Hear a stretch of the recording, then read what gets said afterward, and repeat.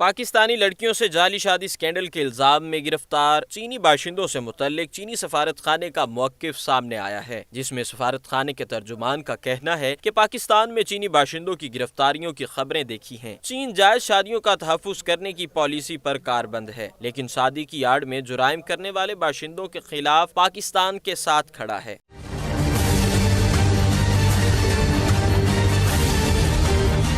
ترجمان چینی سفارت خانے کے مطابق پاکستان اپنے قانون کے مطابق ایسے جرائم کرنے والوں کے خلاف کریک ڈاؤن کرے۔ چینی پبلک سیکیورٹی کی وزارت نے پاکستان سے قانونی تعاون کے لیے ٹاسک فورس بھی بھیجی ہے۔ چین پاکستان کے قانون نافذ کرنے والے اداروں سے روابط بڑھائے گا۔